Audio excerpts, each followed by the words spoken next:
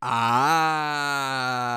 we are live. Welcome back to Takes by Fans. We got a great show for you today. As always, we are live every single day at noon Eastern. If you want to watch live, head over to takesbyfans.com/watch. If you want to watch but not live, head over to our YouTube channel, Takes by Fans. We post all of our shows and clips of the show there on a daily basis. And if you just want to listen, we are on podcasting apps, Spotify, Apple Podcasts, Google Podcasts, iHeartRadio. So, however you want to watch or listen, we've got you covered in multiple ways.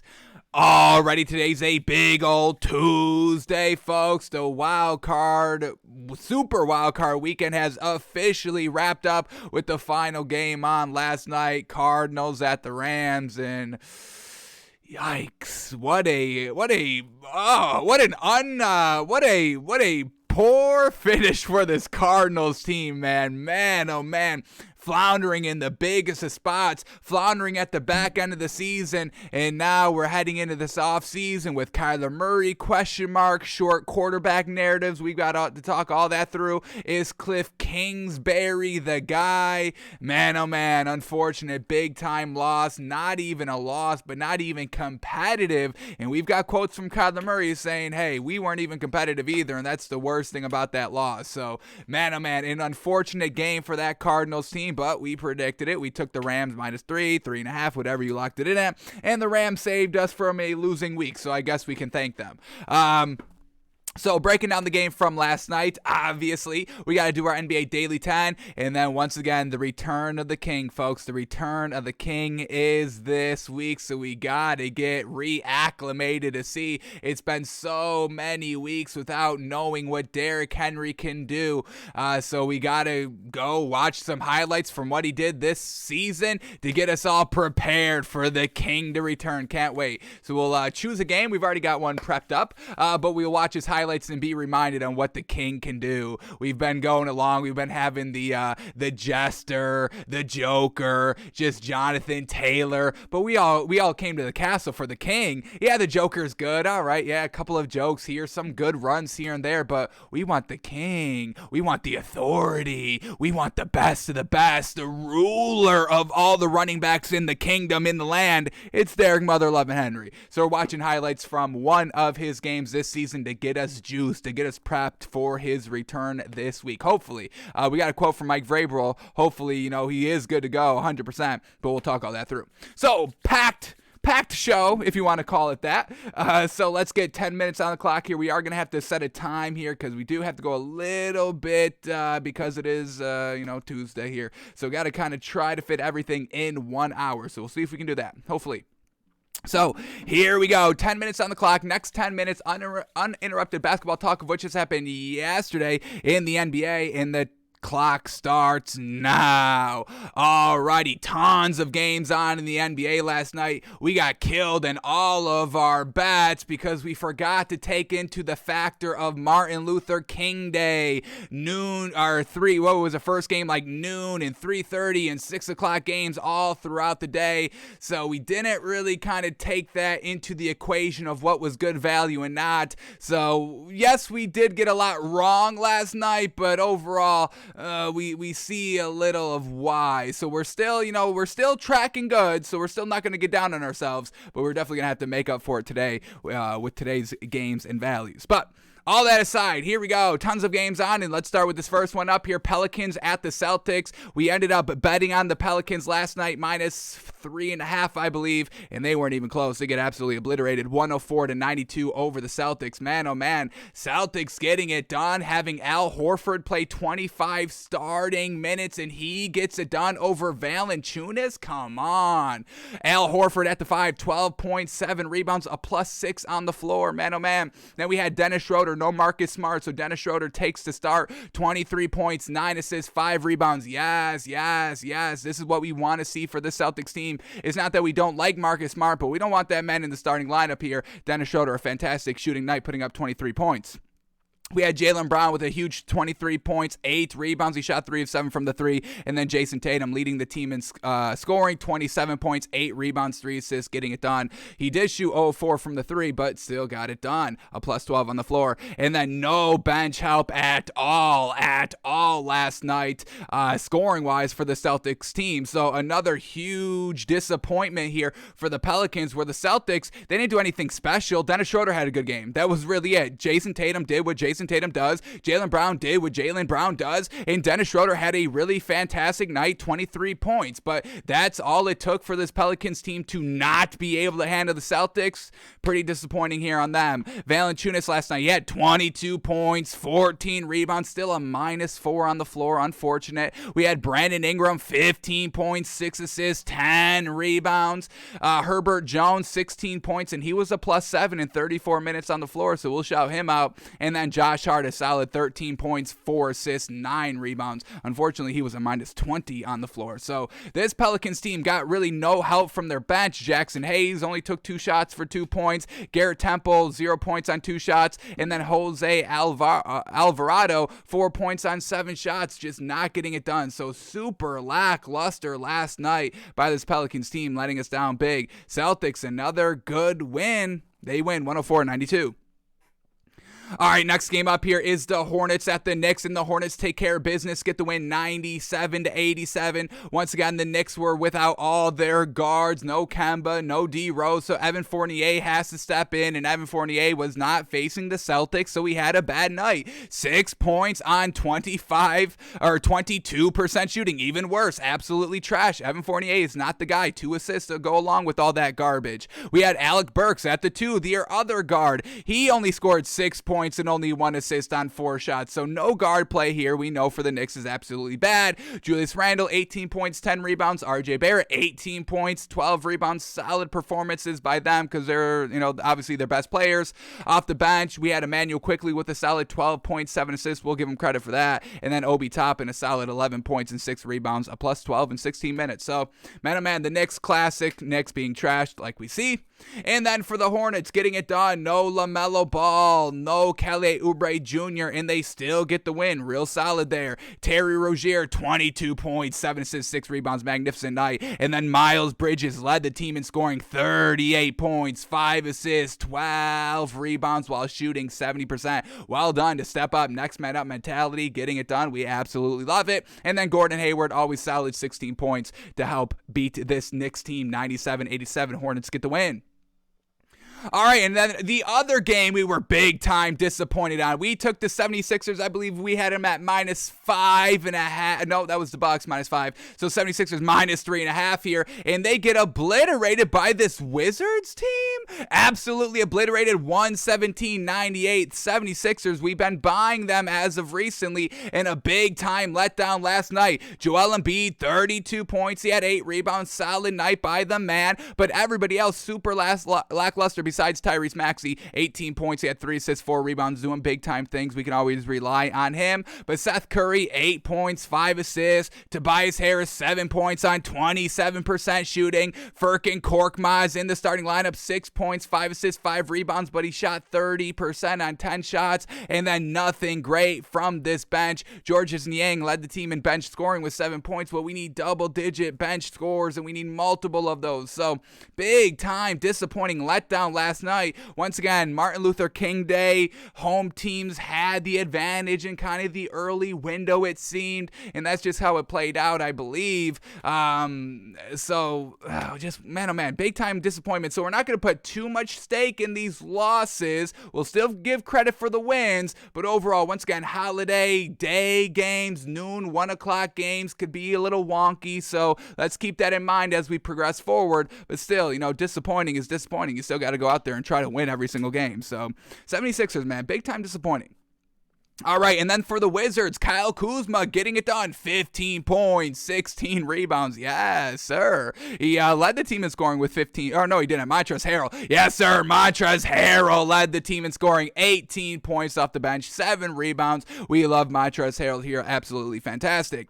Bradley Beal, 13 points, 6 assists, 5 rebounds. KCP, 14 points. And off the bench, Corey Crisper, 11 points. We had Thomas Bryant, 15 points, 5 rebounds. And Rui Hachimura, 11 points, 5 rebounds. So the depth here of the Wizards here, great leadership by Beal and Kuzma getting it done to lead the charge. And I also believe Kyle Kuzma dunked on Joel Embiid in this game. Just absolutely bizarre. How the heck does that even happen? So great job for the Wizards. This was a huge win for them here. They got it done. We'll give them credit. They get the win 117-98.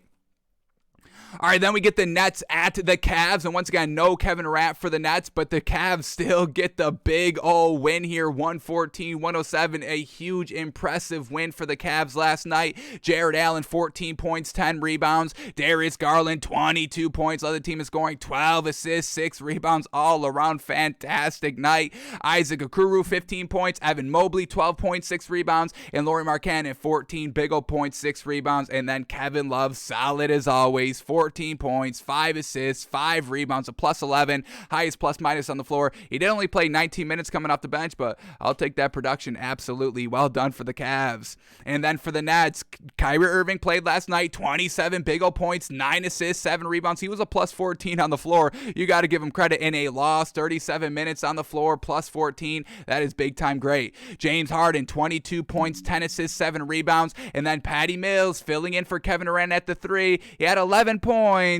That was really it. Kevin Durant does way more than that, so we need Patty Mills to get a little bit better scoring the ball more consistently here, because that's what they need Patty Mills to do. When one of the big 3 is out, we know Kevin Durant's out and Kyrie Irving can't play home games, so when it's just James Harden out there by himself, we're gonna definitely need Patty Mills to give us solid, consistent scoring here, so he definitely needs to pick that up a little bit. LaMarcus Aldridge coming off the bench, 13 points, 5 rebounds. So, Cavs get a nice 7-point win here against a good Nets team. That's a great win for the Cavs. Very well done. All right, then we get the Bulls at the Grizzlies. Bulls get the loss here. Grizzlies get the win, 119-106. Once again, no problem here for the Bulls, missing all their players last night. So the Grizzlies take advantage. Ja Morant, 25 points. Desmond Bane, 25 points. Steven Adams still only taking 3 shots a game. We absolutely love it. 2 points, 10 rebounds for the man. And then Jaren Jackson Jr., solid 14 points. And then listen to this bench, folks. Like, we know the depth here of this Grizzlies is great, but it was in full force last night. Tyus Jones, 11 points, 8 assists. We had Brandon Clark, 15 points, 7 rebounds, 2 assists, 2 steals. And then DeAnthony Melton, a big old 10 points in 4 rebounds to get it done for the Grizzlies. And then for the Bulls, they had Vucevic, 7 points, 10 rebounds. They had DeMar DeRozan, 24 points, 5 assists. Kobe White back in the starting lineup. We love it. 16 points, 5 assists, 6 rebounds. Once again, the production does not go down with Lonzo Ball out of the lineup. We still give Kobe White the big old green flag to really be the main starting point guard for this Bulls team. We are still sticking to that, folks. Sticking to that take and sticking to that belief, folks. We truly believe in it. And then Ayo Dosunmu filling in at the 2 here, 15 points, 5 steals, 6 assists, 10 rebounds. All that was great there, but the Grizzlies just were a little bit deeper last night. So Bulls lose, unfortunately, 119-106, and it seems like their season is unfortunately coming to a little bit of a close here when it started out so high, unfortunately. Alrighty, next game up here. That is our 10 minutes, but we've still got tons of games to go over, so let's run through the rest of these quickly here. Next game up is the Pacers at the Clippers, and once again, the Pacers can't even beat a Paul George-less Clippers team. Yes, the Pacers put up 133 points. That's impressive, but you still lose the game overall like the Pacers do, folks. Are we getting it? Are you understanding? There is 0 negative bettability here on this Pacers team. They lose 139-133. 133. Getting it done for the Clippers last night. Reggie Jackson, 26 points. Nicholas Batum, 32 points. He led the team in scoring. Marcus Morris, 21 points, 8 rebounds. Magnificent. Everybody getting it done. And then for the Pacers, Sabonis, 19 points, 7 assists, 11 rebounds. You must trade Sabonis, folks. You've got to blow it up. Trade Karis LeVert. I know you just got him. Trade Sabonis. I know he's your franchise guy, face of the franchise, but you've got to just blow it all up and rebuild. Maybe keep Karis LeVert because he's a great scorer. He did shoot 26 points last night, 9 rebounds, 4 assists. Karis LeVert's always been great. Don't get us wrong, or good. I don't know if we go great, but definitely Sabonis. You got to get rid of this man. He does not result into any wins. We've seen it year after year after year, and it does not change. So Pacers got to do something. I don't know what it is, but yeah, it's impressive to put up 133 points, but still at the end of the day, when it's a loss, man, oh man, that's big time. That's big time unfortunate. So Clippers get the win, 139 to 133. All right, then we get the Bucks at the Hawks in a game that we bet on. Bucks minus 5.5 here, and they were winning all game. But then the fourth quarter game, the Hawks took over. Hawks get the win, 121 to 114. This Bucks team having trouble closing out games over the last couple of games here. So this is a little bit of a starting to get concerned with the Bucks here. Chris Middleton, he had a great night, 34 points, 4 assists, 7 rebounds, and wasting a great Chris Middleton night, folks. That's something this Bucks team can really not do. Giannis, 27 points, 6 assists, 6 rebounds. Bobby Portis at the 5, 13 points, 13 rebounds. Grayson Allen, 9 points on 6 shots. George Hill in the starting lineup, 5 points, 2 assists, 3 rebounds. Nothing great, but he was still a +3 on the floor. Bench, we had Dante DiVincenzo, 9 points. Pat Connaughton, 14 points, 6 rebounds, and they still flounder this game. Big time, not great, folks. And then for this Hawks team without Clint Capella, so that's what gave us so great confidence betting in the Bucks, having Bobby Portis be dominant, and that was shown with 13 rebounds. And having Giannis, 27 points. He was a little locked up, only shooting 40%, so not the greatest here. So shout out to the Hawks for handling that and, sticking to it and fighting through the adversity, being down in the game, and then coming away with the win. So we still give the Hawks a lot of credit. More disappointed in the Bucks, though. For the Hawks, Trae Young, 30 huge-ass points, 11 assists, fantastic. Kevin Huerter, 13 points, 8 rebounds. Onika Okongwu filling in at the 5 here, 12 points, 8 rebounds. He was a +11 on the floor. That's fantastic. And then shout out to Neil Gallinari coming off the bench with 16 big old points. So the Hawks get it done somehow. Big-time loss here for the Bucks, leaving a bad taste in our mouth.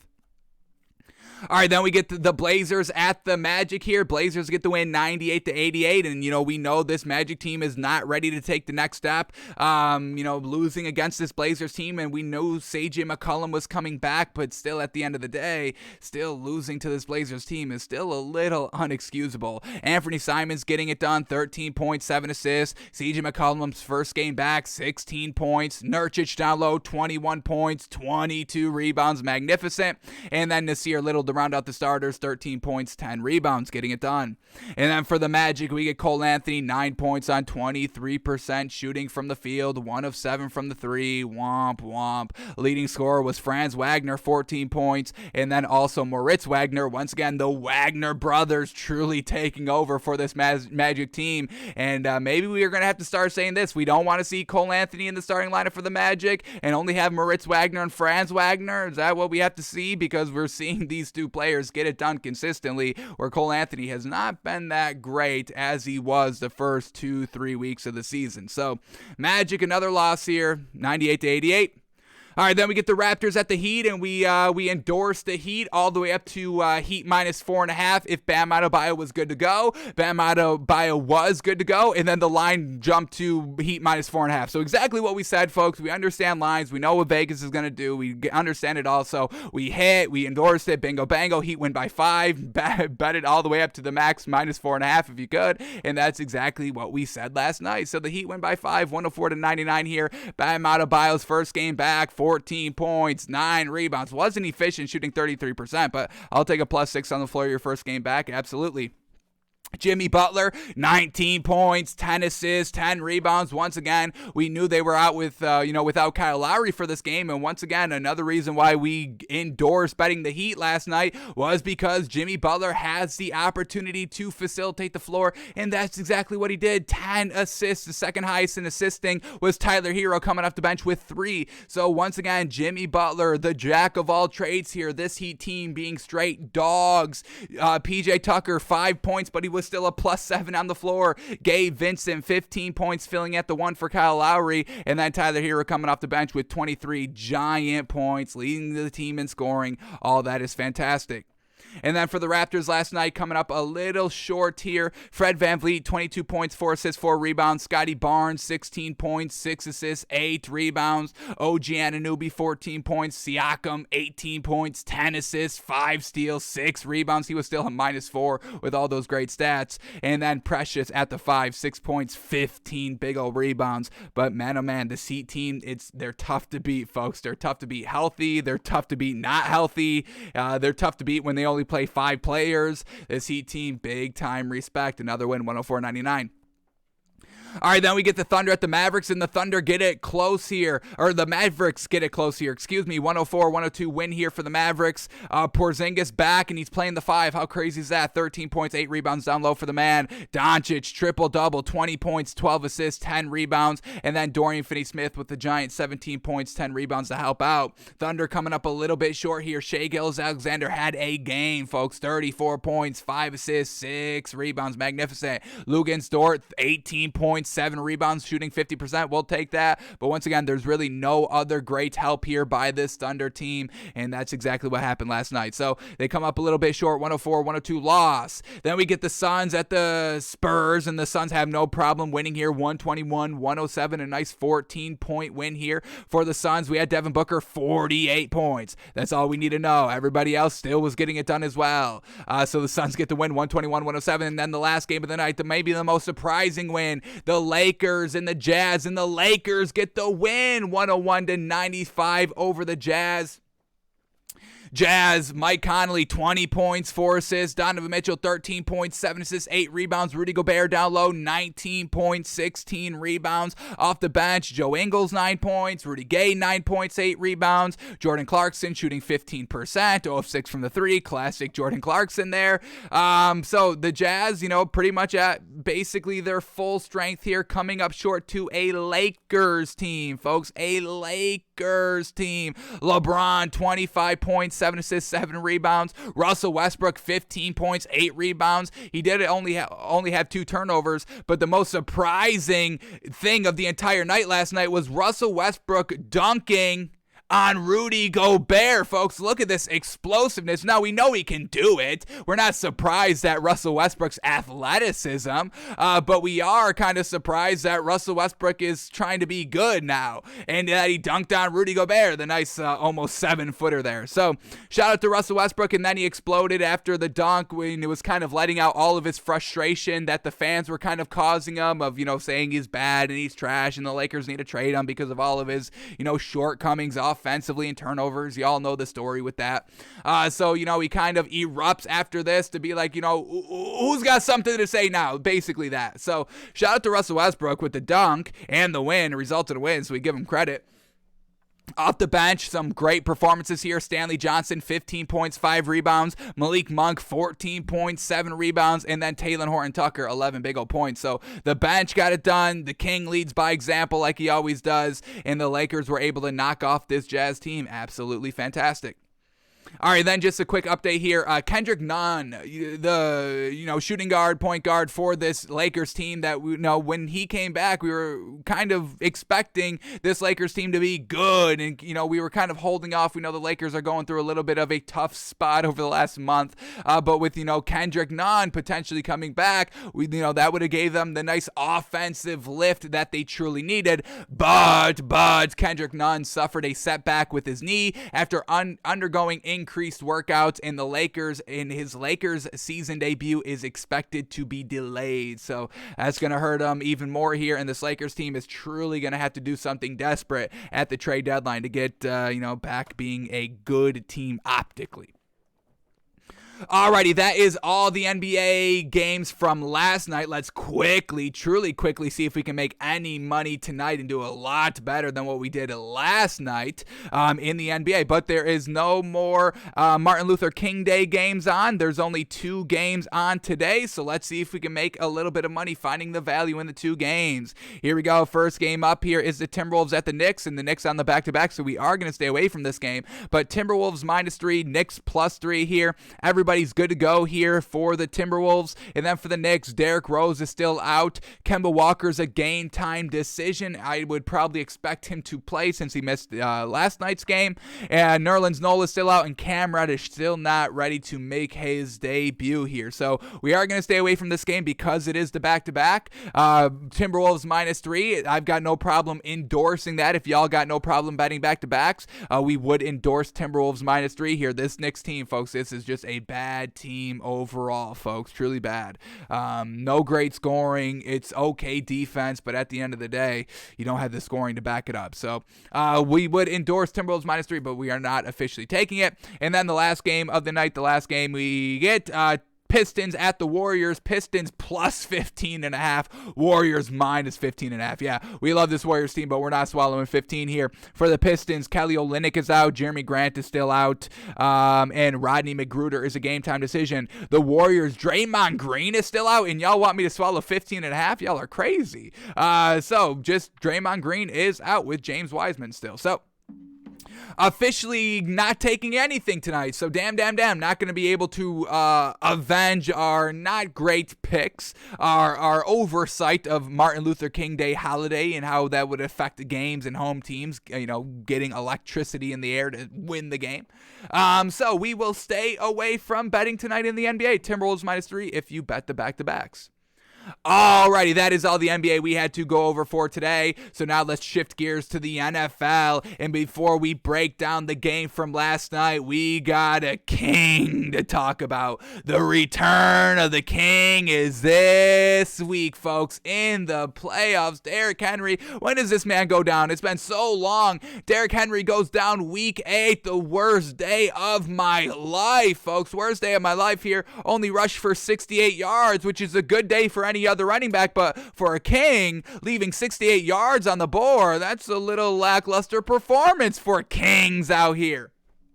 So Derrick Henry goes down week 8. We didn't hear from him, but the Titans still kept winning games, got the number 1 seed, and the Kings said, you know what, y'all took care of business without me. Now I'm here to repay the favor. Y'all, I'm going to take care of business for y'all now. So we cannot wait to see Derrick Henry again in the playoffs at home here.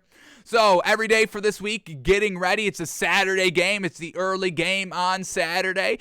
Got to, roll out the red carpet for the King this week. So we are watching highlights from this season's game of Derrick Henry to get us ready and to remind what this man can really do on the field. So the highlight is coming up, folks. But I want to read this quote here to make sure everything is good. There's not going to be any setbacks. No kind of, he's a game time decision, all this and all that. He needs to be all good to go. So let's read this article quickly here to make sure everything is good to go on track for Derrick Henry this week. So Mike Vrabel says, quote, a big week of practice for Derrick Henry ahead of the Titans matchup versus the Bengals. So let's make sure no funny business going on. He's good to go. So here we go. Quote here by Mike Vrabel saying, quote, it's going to be a big week of practice for us to continue to get Derrick back out there and get him acclimated to running the football and to seeing blocking schemes and seeing where guys are and to see where the cuts are.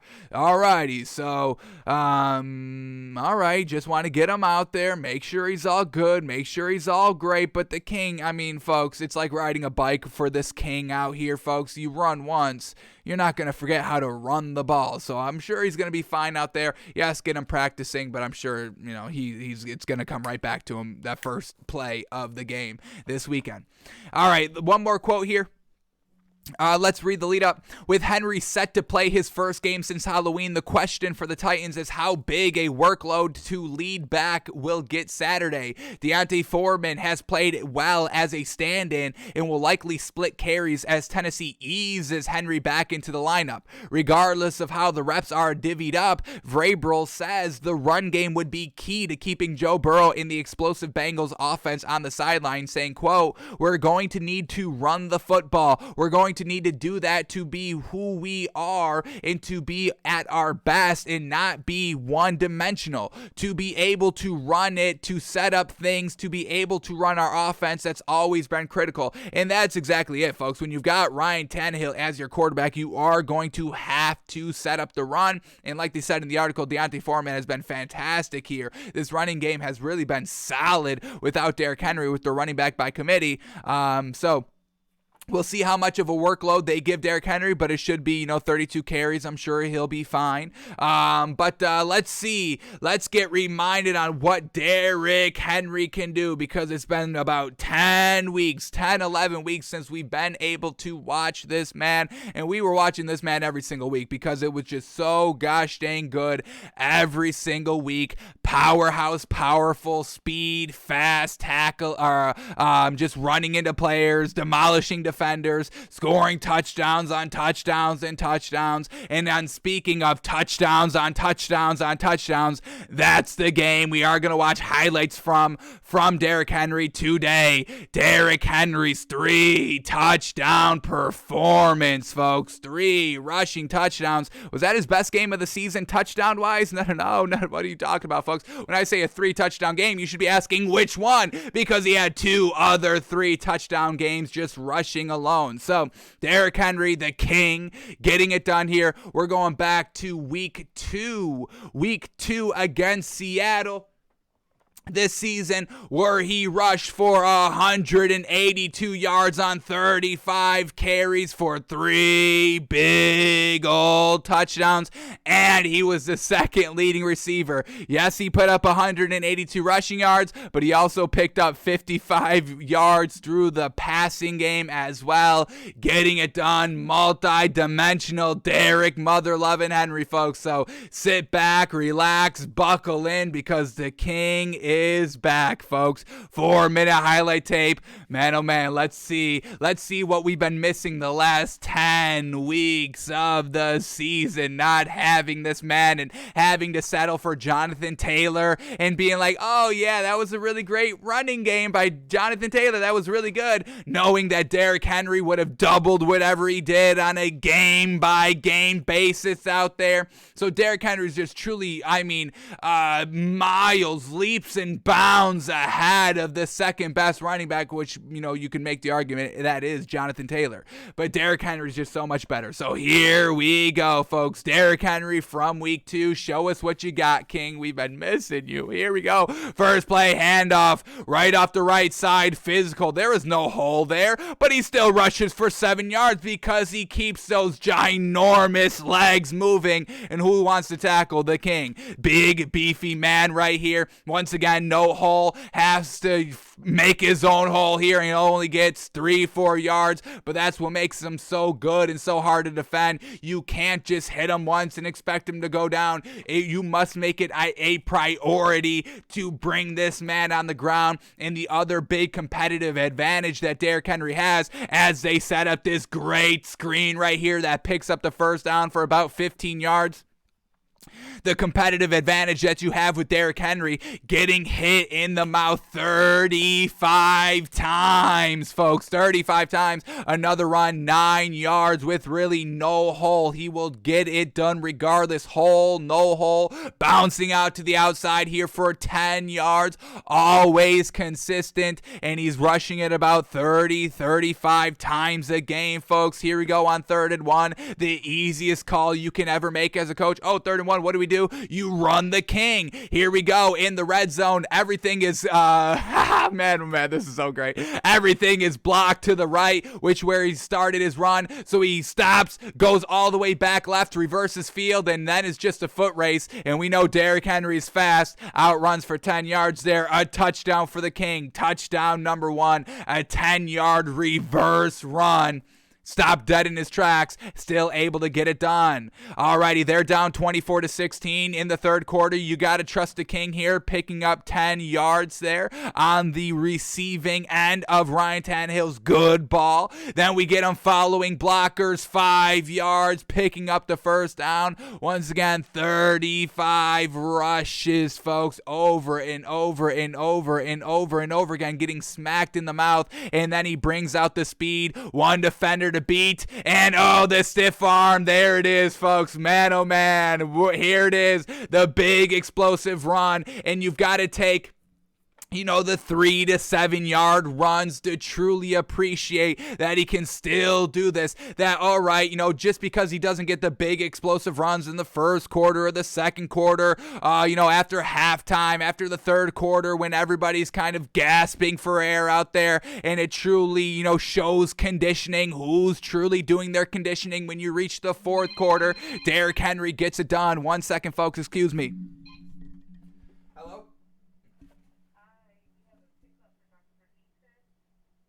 Do you know which location that is? Okay, copy. Okay. Yep.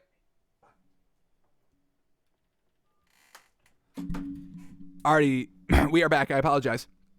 But once again, Derrick Henry in the fourth quarter, when everybody's tired, this is when he rattles off the 60-yard touchdown rush right here, juking out defenders, one man to beat as he hits that corner at the left sideline, and he is gone. 60-yard touchdown run by Derrick Henry, touchdown number 2 on the day. Absolutely fantastic. Now still, once again, down 7 points here in the fourth quarter, running with Derrick Henry on 2nd and 7, picking up 6 yards. Later in the drive, still down, screen pass to Derrick Henry, following his blockers, 10 yards for the first down, and then that extra effort at the end, giving him 3 extra yards right there. Derrick Henry again, just a check down, 5 yards, easy peasy for Derrick Henry to catch.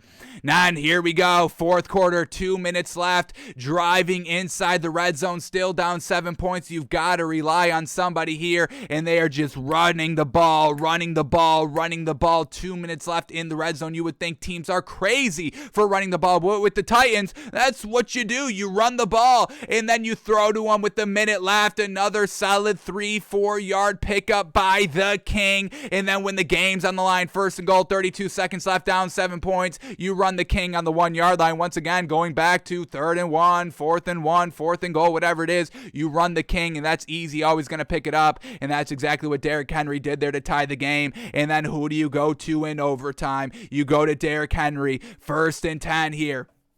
Derrick Henry, bingo bango, 10-yard run, picking up the first down easily in field goal range now, but there was a penalty, so it gets called back, or do they just do the same play twice? Alrighty, the same play twice, so nice, you got to see it twice. Alrighty, we've got no problem with that. Then you go to Derrick Henry again, and once again picking up 3-4 yards, getting the defense tired. 3rd and 5, already in field goal range. Derrick Henry, 1 yard short of the first down here. He would have scored that game-winning touchdown. If they picked up that first down right there and didn't settle for the field goal for the win, Derrick Henry would have scored a walk-off touchdown that we've seen multiple times in his career already. So Derrick Henry, the return of the King, focus coming up. So it's just unfortunate for Joe Burrow. We would love to root for Joe Burrow, folks, but I mean, did you all just watch that? Did y'all just watch what Derrick Henry did here this season? And this is not just a one and done. This is not an outlier game like this would be an outlier game here for Jonathan Taylor. No. This is the average, folks. So it's going to be hard for Joe Burrow and the Bengals to get the win because the King is standing in the way. We wish them all the best. This is going to be a great one to call. We'll have our prediction to the line on Thursday, our official pick on Friday. But man, oh man, how can you go against the King? Man, oh man, Derrick Henry, absolutely fantastic. Alrighty, now let's head to the last Super Wild Card Weekend game. While Derrick Henry was at home relaxing, getting right for a big playoff game coming up this weekend, the Cardinals and the Rams were still fighting for their life to get to the next round of the playoffs, which once again, Derrick Henry at home propped up being like, all right, no problem, one more extra day of rest before we've truly got to turn it up 100% out here. So these two teams dueling for their lives out here, and the Cardinals come up absolutely smaller than Kyler Murray's height, folks. Bad performance here all around by really everybody on the Cardinals. Rams get a dominant win here, 34-11. Kyler Murray, man, oh man, this is going to be a huge black mark on his resume. Now, it is unfortunate. The Rams are one of the best teams in the league. This is how many real big opponents did you really not want to face round one in the playoffs? Definitely didn't really want to face the Bills. Definitely didn't want to really face the Rams. But everybody else, you would feel, all right, we would have kind of a decent chance to win against here. So it is just unfortunate for this Cardinals team on who they face, but once again, they had the chance to control their own destiny here. They could have been at home for this playoff game, but they couldn't beat the Seattle Seahawks, who had nothing to play for in this game. So once again, going back to Cliff Kingsbury not getting his team right to play, and then you ask Kyler Murray to go on the road in the playoffs in LA. That stadium is nice as heck. Now, we did hear about the home field advantage not being that great. That's kind of why the Rams and Matthew Stafford lost week 18 to the 49ers, because we were hearing that the 49ers fans were truly making it not a home field for the Rams last week. But the Cardinals, I guess, didn't get the message, because I don't know if there was any Cardinals fans there.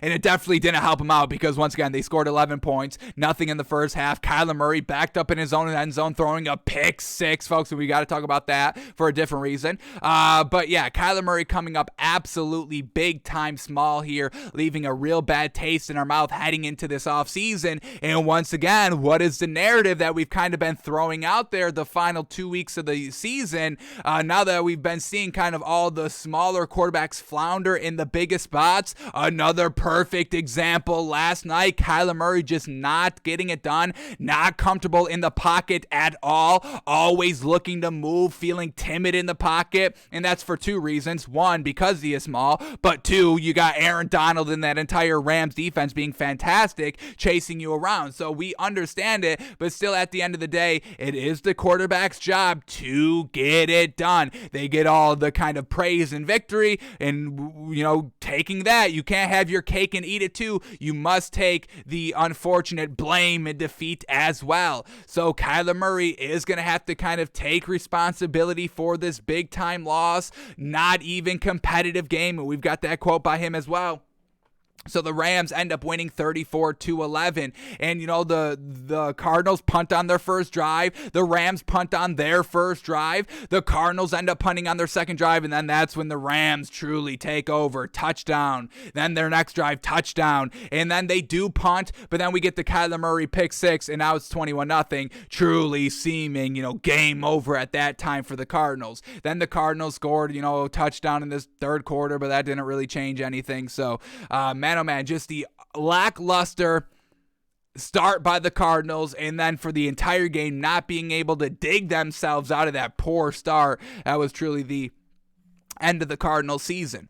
The two things that, we were kind of, why we chose the Rams, we really chose them because of two reasons. One, obviously, Kyler Murray's height definitely, affected him. The man cannot pass. The man really could not do anything productive. The man wasn't even able to run the ball. So perfect defense by the Rams here to truly keep this man inside the pocket, and not able to let that man outside of the tackles and get out free on the boundary and, run 40 yards, because he did run. I believe he rushed over 100 yards during the two games combined against Rams already this season. I think he rushed for almost close to or over 100 yards, and in this game only running for 6 yards. So shout out to the Rams defense for keeping him bottled up, and then also shout out to the Rams defense for just making it miserable on him. So Kyler Murray being small, and we've got the narrative of small quarterbacks, and then I just saw this kind of play. Obviously, the Eli Manning big time throws in the Super Bowl. Eli Manning, folks, is 6'5", okay? Now just watch this tape right here. This right here, Kyler Murray, Jalen Hurts, Tua, they would all immediately run out of this pocket right here, right now, because they think it would be open to take off to the left side. It looks open, but we know it closes quick in the NFL. Eli Manning, a tall 6'5" quarterback in the Super Bowl, stands tall in the pocket and launches that ball for the spectacular sideline catch that really kind of starts that game-winning drive for the Giants in the Super Bowl, beating the Patriots. So this is what we're truly talking about when we're saying, like, this is big, jarring, glaring bad by these small quarterbacks of always having that kind of happy feet, always looking for an exit in the pocket. Look at what Super Bowl winning quarterbacks do, folks. Tall, 6'5", Eli Manning, settling in the pocket and just trusting his arm, trusting his vision. He's able to see over the lineman, so he doesn't need to escape the pocket. He's got the big arm, so he can just rocket it from anywhere inside the pocket. He doesn't need to kind of be on the left side to throw it on the left side. He doesn't need to be moving to kind of get that extra velocity on the ball. A beautiful throw on an absolute dime right here because he stood so tall and confident in the pocket. And when we saw Kyler Murray last night, he did not do any of that. We get Kyler Murray right here about to throw this pick six in his own end zone, just doesn't even feel the pressure, and then bingo bango, tosses it up for whatever reason, resulting in the pick six. And this leads us to the second reason why we really had no faith on betting the Cardinals last night. No DeAndre Hopkins, so you have to rely on AJ Green, and AJ Green has not been reliable all year long. We've been saying it. He's been so disappointing here for this Cardinals team. He was like good the first maybe 1, 2, 3 games, but then after that Packers game, when he dropped the basically game-winning touchdown catch in the end zone wide open, I mean, he just tanked downhill from there. So in a game where we needed AJ Green to step up big time, now he's kind of the number one wide receiver without DeAndre Hopkins. Yes, they have still Christian Kirk, but Christian Kirk is not as tall. He's not that great deep threat, because he isn't kind of 6'3", 6'4", 6'5", like AJ Green. So AJ Green, 3 targets, 0 catches, and that pick six that we just watched by Kyler Murray, the play right before that was that big kind of controversial call. Did he catch it? Did he not? He caught it, thought he did, fumbled it.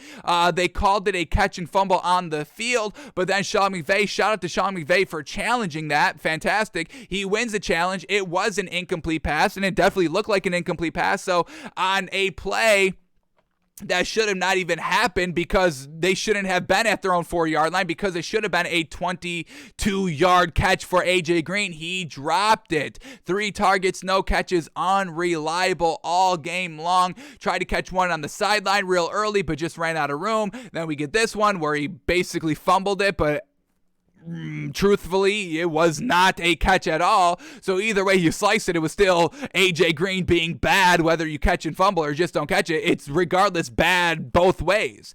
So AJ Green just being so unreliable, inconsistent, never clutch in these big time spots, where we had Matthew Stafford in a big time spot, his first real official playoff game where he's expected to win it. He went out there and won the game. AJ Green, all those playoff games with the Bengals, lost, and now with this Cardinals team, loss again. Never stepping up, never being the guy. So AJ Green, we've got a huge bad taste in our mouth heading into this offseason on him. We've got a real bad taste in our mouth on Kyler Murray and Cliff Kingsbury not getting his team right and ready and prepared to play in this game, and nothing kind of anything, Cliff Kingsbury didn't scheme anything to catch this Rams team off guard. So overall, just an abysmal performance by everybody by the Cardinals last night. Let's start here with the Cardinals stats since we're kind of knocking them a little bit heavy right here. So here we go. Kyler Murray, 19 of 34 passing. Yikes. 19 of 34. We get 55% completion percentage. What other quarterbacks had really poor completion percentage games in the playoffs here? I believe Mac Jones had a little bit of a bad one. Jalen Hurts had a bad one. So smaller quarterbacks. Mac Jones is kind of on the board. On the board. I believe he's 6'2", and what we're kind of saying is like 6'3" and above is truly what we want to see at the quarterback position. So, but once again, we've got the entire offseason to truly dissect this narrative, get into the nitty gritty, and get right for this upcoming season, next season. So, Kyler Murray, bad night. 55% completion percentage, 137 yards on 19 completions, dinking and dunking on his Ben Roethlisberger. 0 touchdowns, 2 interceptions. 1 was the pick 6. Absolutely bad by Kyler Murray. Bad decision making. Didn't look comfortable, didn't look confident, and that's all recipes for disaster. The running game, Chase Edmonds, 8 rushes, 29 yards. James Conner, 4 rushes, 19 yards and a touchdown. So once again, they didn't really run the ball that much, and it's hard because they did get down pretty big, pretty bad, pretty fast, down 21-0 with kind of midway second quarter. It is hard to run the ball. So we kind of understand why they had to abandon the running game, but at the same time, man, oh man, trash.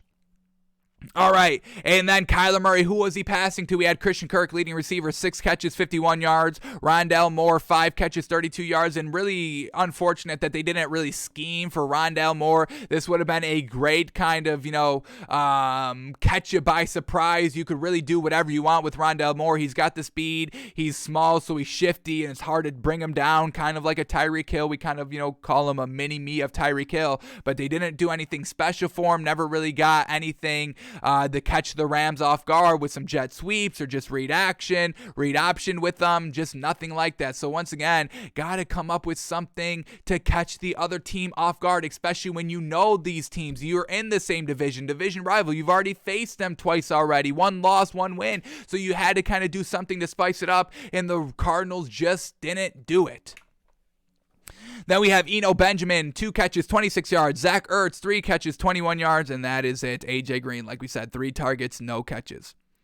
All right, but then on the flip side for the Rams now, and man, shout out to Sean McVay, folks. Truly big time here. Didn't rely on just Matthew Stafford dropping back 35, 40, 45 plus times in this game because, we know Sean McVay maybe has a little bit of an ego as a head coach. A great offensive mind, really wants to show it, really kind of slurped in the media real early on in his career of how smart and a genius he was. That's really died down, but, when he really kind of came onto the scene here as a head coach for the Rams, everybody was big on Sean McVay, and for great reasons. He's a great head coach, probably one of my favorite head coaches in the league, of just how he treats his players and the energy that he brings on his team. I would definitely, if I was a head coach in this league, I would really mirror and model my way of coaching really kind of to a T of Sean McVay. Remember in the offseason when we were reading all those kind of quotes and reports of bringing in Matt Stafford and how excited he was and how great he knew Matt Stafford was, and always encouraging a Matt Stafford and always kind of, hyping him up.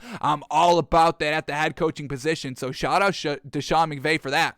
But didn't have any big ego here. Matthew Stafford only dropped back to pass 17 times this game. Now, some of it was because Kyler Murray was just trash, so they didn't need to. You want to chew up some of the clock here. Another reason is that you've got Cam Akers back, and the running back by committee was absolutely off the charts last night. But let's break down Matthew Stafford first here. Stafford goes 13 of 17. Very well done here. 76% completion percentage, 202 yards, 2 touchdowns, no picks, no fumbles. And then we had OBJ getting in the trick play. And this is what I mean, catching the opposing team off guard. OBJ's getting the pass. Why did we not have anything like that for the Cardinals? Once again, Rondale Moore, why did you not do anything smarter, schemingly wise, schematically for Rondale Moore? The Rams did it with OBJ. Let him catch. I believe, did he have 2 touchdown catches? Just the one. Cooper Kupp had the other, but he had that big 40-yard throw. OBJ 40-yard completion. Bingo bango. So just once again, Cliff Kingsbury, come on, getting truly outcoached by Sean McVay. And we know Sean McVay's great, but we thought Cliff Kingsbury was better than what we saw. So disappointing there all around by the Cardinals once again. Running game was fantastic by the Rams, and that's, I was kind of surprised by that by Sean McVay. But once again, they got up big, 21-0. If it was still, 7-0 kind of the entire game heading into the third quarter, second half, would Sean McVay still have stuck with just the running game and all that? Who knows? But overall, we don't have to know because it didn't come down to that. But either way, they had the running game fantastic. Sony Michel, 13 rushes, 58 yards. Cam Akers coming back off the ACL there earlier this year. How crazy. 17 rushes for 55 yards. Running back by committee, getting it done over 100 yards. You got to love it. And then Matthew Stafford taking off 6 times for 22 yards, and he scored a touchdown as well. How is Matthew Stafford a better runner than Kyler Murray? Riddle us that. Cliff Kingsbury, Kyler Murray, everybody involved in that. Come on. All right, and then who was Matthew Stafford slinging the ball to? We had Cooper Kupp, leading receiver, no surprise here. But what is a surprise is the yardage total. 5 catches for only 61 yards and a touchdown. I think that's the least amount of yards receiving he's had this entire year. We had OBJ, 4 catches, 54 yards and a touchdown. He caught every single ball to him. So shout out to OBJ. Obviously, once again, Sean McVay with the genius there to get rid of Deshaun Jackson for OBJ. We didn't love the call when it officially happened, but who's laughing now? The genius of Sean McVay. Truly shout out to the man. And then we had Tyler Higbee, 3 catches, 46 yards. Von Jefferson, 1 catch, 41 yards. And Cam Akers, 1 catch, 40 yards. That was the bomb by OBJ.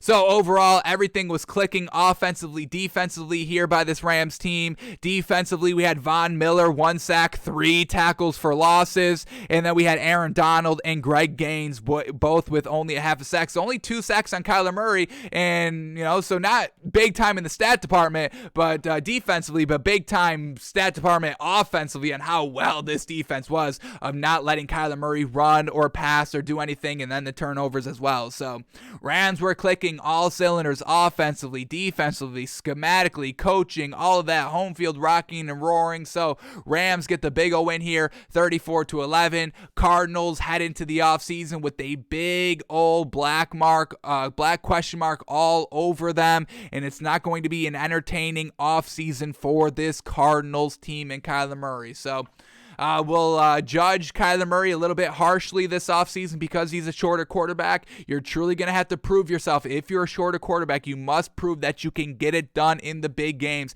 Yes, some of these shorter quarterbacks have great wins, but Drew Brees, he had the wins. But once again, Drew Brees' stats were way better than his overall wins, only getting the 1 Super Bowl like Aaron Rodgers, but having great 5,000-yard seasons. So yes, stats are great. Don't get me wrong. I love stats. Stats usually result into competitive games and usually wins, but not always. And that's what we need in this league. Wins in the biggest games, wins when you need them, must win, do or die, no second chances here.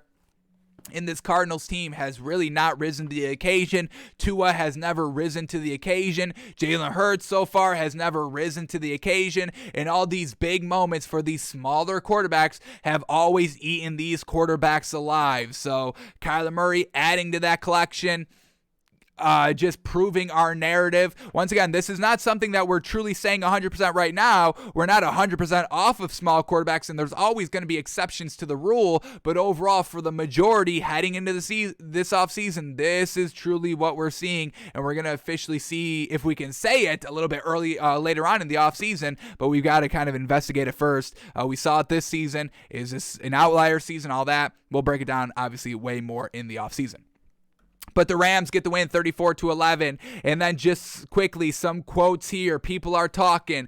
Kyler Murray following the Cardinals loss saying, quote, losing is one thing, but when you don't even make it competitive, it's another thing. And that is exactly it. This was not a competitive game. This was a loss from that first, really honestly, from the Cardinals' first 2 drives when they had to punt on back-to-back drives. That's when you knew the game was kind of over. And then the Rams started to score, and then the pick 6 truly confirmed that this Cardinals team, they just could not do anything offensively.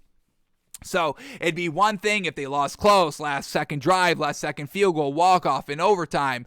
Maybe just Kyler Murray just couldn't clutch it out. 1 minute left, down 7 points, need a drive, 75 yards for the touchdown. Maybe they only get to the 5-yard line, the 10-yard line, kept it close. Last final play, unfortunately batted away, tipped away, whatever it was. Kyler Murray just couldn't get it done on that last throw. But no, Kyler Murray couldn't get it done on any of these throws. First quarter, second quarter, third quarter, fourth quarter. It didn't matter. He could not get it done consistently whenever it mattered, and for that's exactly what Kyler Murray is saying. Didn't even make it competitive. So here we go, the actual quote, "It's disappointing that we didn't make it a game and come out and play the football we know we're capable of playing. That's really the most disappointing part. Losing is one thing, but when you don't even make it competitive, it's another thing. I put a lot on my shoulders, I put a lot on myself, and to dream of this moment and then to be in the playoffs, the first game of the playoffs, and then to play the way I did, to play the way we did, it's like I said, disappointing." And that's really, an understatement to put it. It's just disappointing. Yeah, it's real big time disappointing. Big time disappointing meatball on you, on this team, the organization as a whole. And now we're questioning everybody on this team. You can't just be good with DeAndre Hopkins. I mean, that's great that you can get him the ball and that you are good with him, but you can't just be only good with DeAndre Hopkins on the field, because we see when he's not on the field, you're losing games. And if you have to rely on a wide receiver to be out there on the field, good luck. This is football. This is an injury-riddled sport. Good luck with that. So, man, oh man, big time, not good at all. So Kyler Murray put it absolutely great, absolutely perfectly.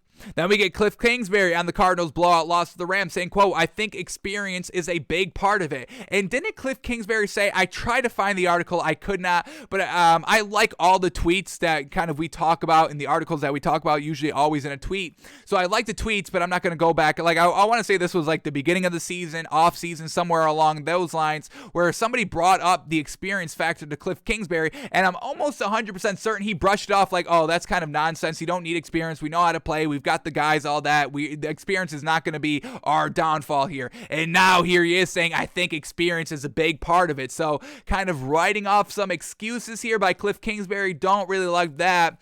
And, this is a true thing. Experience in the playoffs. We hear players say it. We hear the commentators always say experience in the playoffs is a big factor.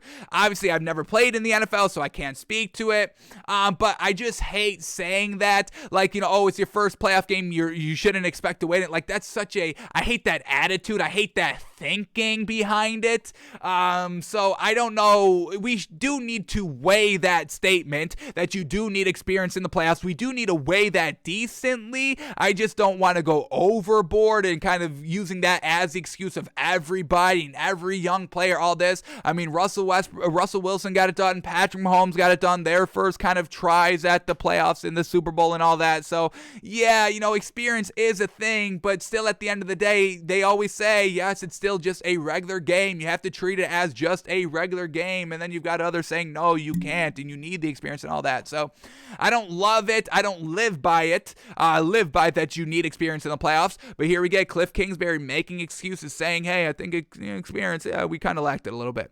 So here we go. Quote here by Cliff Kingsbury. Quote, "I think experience is a big part of it. There's only one way to experience playoff football, and that's to go through it. And unfortunately, we didn't play our best game, and I thought LA played a great game." Yeah, they freaking did. Shout out to Sean McVay, genius coach, got the upper hand of Cliff Kingsbury here.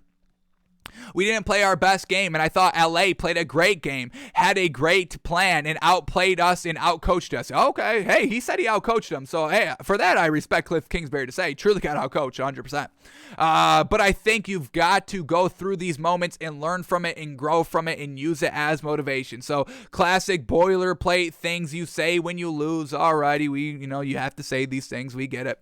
One more quote here. Quote, "You come out against a really good team and don't do anything right for the first 2 quarters. That's what's going to happen. We got to give them the credit. They played a great game, and we didn't do much right coaching or playing the first half." Exactly that. So Cliff Kingsbury taking a little responsibility on himself, saying he got out coached, but also saying, hey, we do need experience and we should be better for it.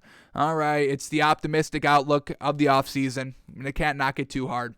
And then the last thing here, Matthew Stafford after the game, he downplays his first playoff victory, saying, "I'm just excited for our team to get the win." Great quote here by Matthew Stafford.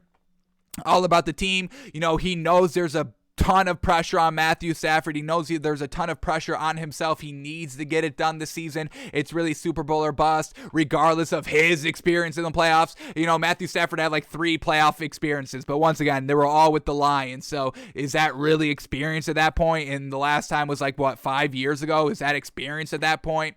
So once again, how much do we truly weigh the experience topic that everybody likes to bring up? There's obviously some credit to it. I'm not saying, you can't weigh it at all and really shouldn't to kind of, just kind of gloss right over it. I'm not saying that. It's just how much should we truly weigh that in terms of impacting our overall thought process. So Matthew Stafford, after the game, says, quote, "I think it means a lot more to you guys and all of that. I just want to be a part of this team and help us win. I trust in myself, trust in my abilities, trust in my teammates. I'll go out there and play and let the chips fall where they may." Another quote here. I'm just excited for our team to get the win. Obviously, what a team effort. Our defense played outstanding tonight. Special teams basically set up a score with Johnny Hecker, pinning them down there. Did a great job on field goals. We were good enough on offense to score some points and come away with the win. Just happy to be moving on. So Matthew Stafford being humble, knows there's more work to be done, and I'm excited to see when the time comes of when he has to throw the ball 35, 40 times in a playoff game. Can he get it done? That's going to be his true test. But overall, getting the first win, that's a huge test in itself. So shout out to Sean McVay. Shout out to OBJ for getting it done. Catching and throwing the ball. Well done by OBJ. Fantastic job by Matthew Stafford. Cam Akers, the running backs, the defense, the special teams, all getting it done. And the Rams move on to the next round of the playoffs. Alrighty, folks, that is going to do it for us today. A little bit of a shorter show, apologies, but we do have to get out of here. We are back live tomorrow around noon Eastern. No, actually we won't, because we will do our film study tomorrow for these playoff games and these playoff teams, but it cannot be tomorrow noon Eastern. We will have to do a primetime show 5 p.m. Eastern time tomorrow. We're not going to be able to fit a film study in an hour. So we will have a prime time show tomorrow, folks. Alrighty, we are going to get out of here. It doesn't seem like anything is breaking, so we are out of here, folks. And we will be back live tomorrow, breaking down the film study of these playoff games, playoff teams, and our last final look before we head into and talk about the division round of the playoffs, picking all the winners and losers, breaking all that down. We've got to get one more day of looking at and breaking down these wild card games to see who we can truly trust in the next round. What are these quarterbacks going to be looking like, and who are they going to be facing, and all that. So our last look at these playoff teams heading into the next round tomorrow on our film study show. Alrighty, folks, we are out of here. Have a great one, and we will see you tomorrow. 5 p.m. tomorrow noon, or 5 p.m. noon, 5 p.m. Eastern time tomorrow.